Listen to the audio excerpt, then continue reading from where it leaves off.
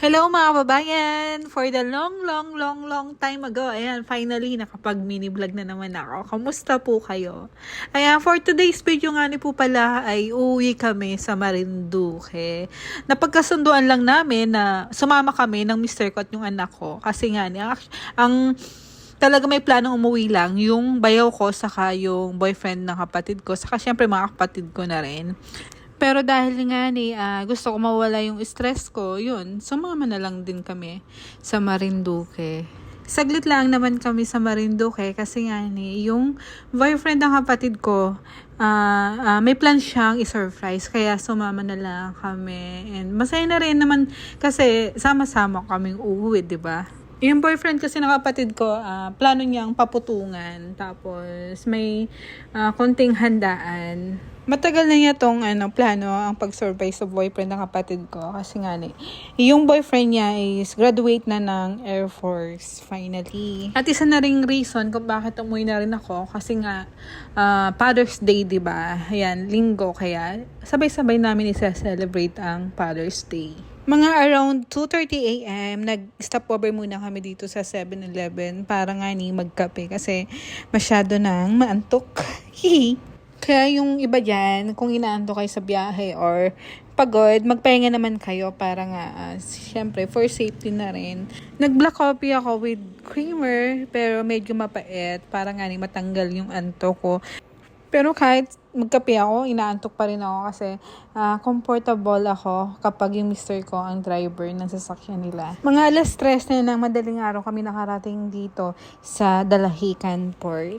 Sabi ko nga sa kanila ay sakto may papaalis na barko yan pag alas 3. Kaya hindi na kami nagpatumpik-tumpik pa yan. Dumiretso na agad kami sa pinakang port para nga makasakyan agad kami ng barko.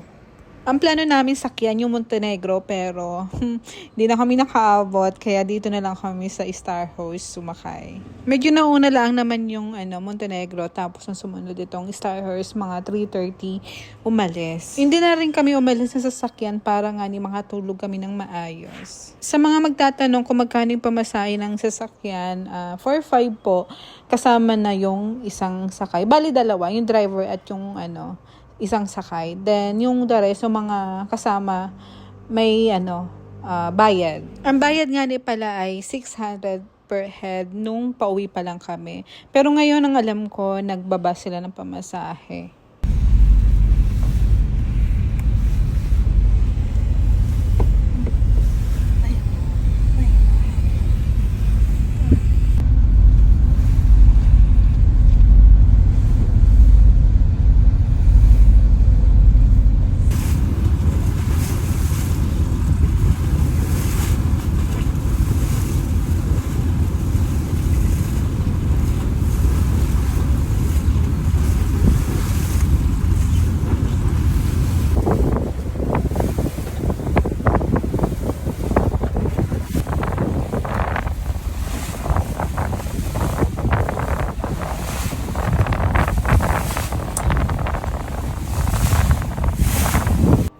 Mag-alas 6 na yan kaya gumising na rin ako. Napakaimbing ng tulog ko dyan kasi hindi naman ganun kalakas yung alon. Actually, gutom na kami dyan. May baon naman talaga kaming kanin saka sabi namin mag-stop over na lang kami. Bumili kami ng manok para makakain na lang sa barko.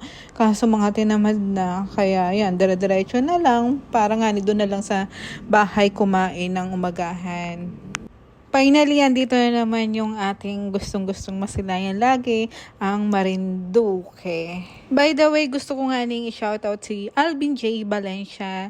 Nag-comment siya na nakasabay ko daw siya sa barko nung time na pauwi kami. Hello, Sir J. Shoutout sa'yo. 6:30 exactly na nakarating kami dito. Nakadaong kami sa Balanacan Port.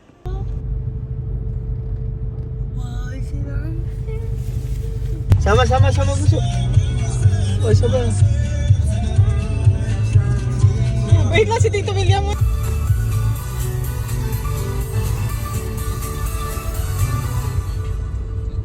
Kita mo yung mga Welcome back! Kanina gising din yan. Nung pag-alis, nakatulog din na konti. Ngayon gising na naman.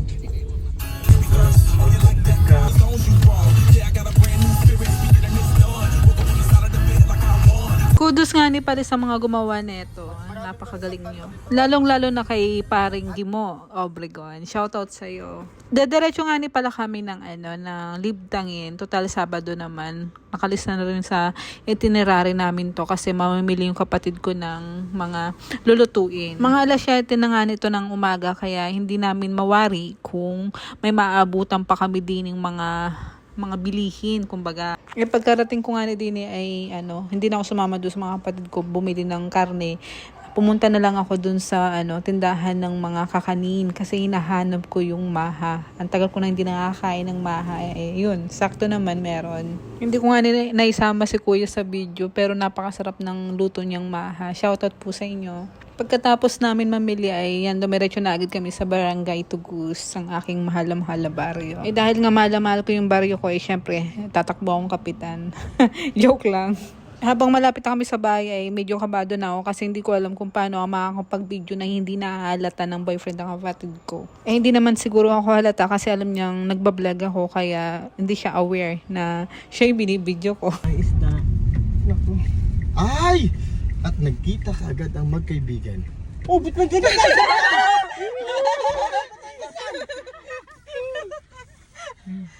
Congrats! Ay, dapat. Ba't sinabihan mo agad si Rian? Teka lang. Silat ko na po abot tayo dito. Gulat yarn. Ang laki naman pala ka. Happy! Ganda talaga yan eh. Ganda talaga. Ah, wait lang. Ay, nandiyan. Oo.